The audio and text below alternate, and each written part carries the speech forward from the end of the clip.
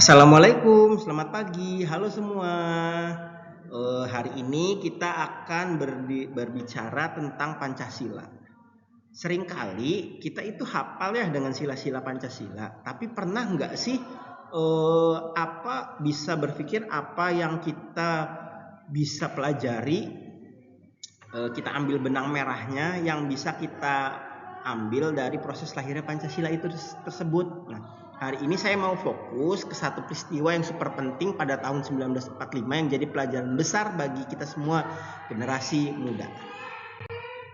Nah, pada 18 Agustus 1945 terdapat debat Piagam Jakarta. Jadi pada saat itu ya setelah BPU PKI merumuskan dasar negara yang jadi bagian krusial Piagam Jakarta yang jadi nanti cikal bakal UUD 1945, ya ada yang berbunyi kewajiban menjalankan syariat Islam bagi pemeluk-pemeluknya.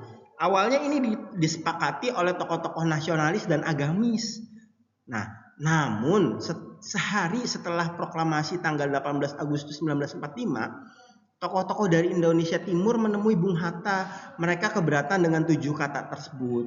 Mereka merasa kalau kalimat tersebut dipertahankan, mereka yang bukan non-muslim akan merasa bukan bagian dari Indonesia. Nah, ini kan menjadi momen genting bagi negara yang hanya baru berumur 1 hari. Ya, masa iya baru 1 hari, tapi kita sudah dalam ambang perpecahan. Nah, kemudian rumusan yang didebatkan itu adalah Persatuan Indonesia dan Musyawarah Mufakat. Ya.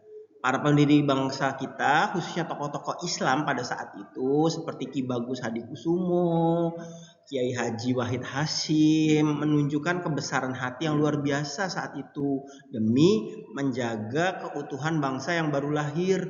Mereka berdiskusi, bermusyawarah, dan mencapai mufakat dan setuju untuk menghapus 7 kata tersebut.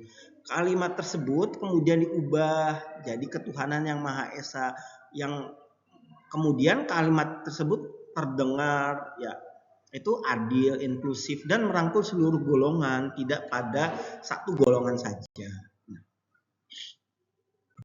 Refleksi pribadi saya sebagai generasi muda, ini adalah pelajaran tentang kompromi demi kebaikan bersama. Para pendiri bangsa saja rela mengurangi ego kelompoknya demi suatu yang jauh lebih besar, yaitu kebersamaan sebuah negara. Kiranya negara bisa menjadi rumah yang bersama yang bisa menaungi seluruh anggota dari rumah tersebut, ya, yang namanya itu Indonesia, ya. Nah, bisa menjadi sebuah tamparan yang keras buat kita, ya, di era media sosial saat ini yang kita mudah sekali terpecah belah, perbedaan pendapat, perbedaan pandangan politik, beda pendapat, ya. Nah, itu seringkali menjadikan kita saling serang, ya, merasa bahwa kelompok kita selalu saling benar dan lupa bahwa kalau kita ini adalah bangsa yang satu, ya. Nah, lewat pelajaran dari Piagam Jakarta ini sangat relevan bahwa kita itu kadang itu perlu harus legowo berlapang dada, nah, menempatkan persatuan di atas kepentingan golongan, bahwa kita itu hidup tidak menjadi hanya satu tentang kita sendiri dan kelompok kita saja, tapi ada kelompok-kelompok lain yang bisa kita harus kita hormati, gitu, ya.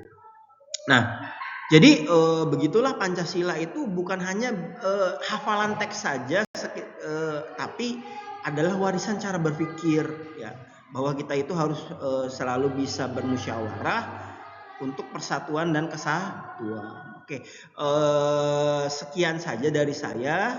Wabillahi taufiq wal hidayah. Wassalamualaikum warahmatullahi wabarakatuh.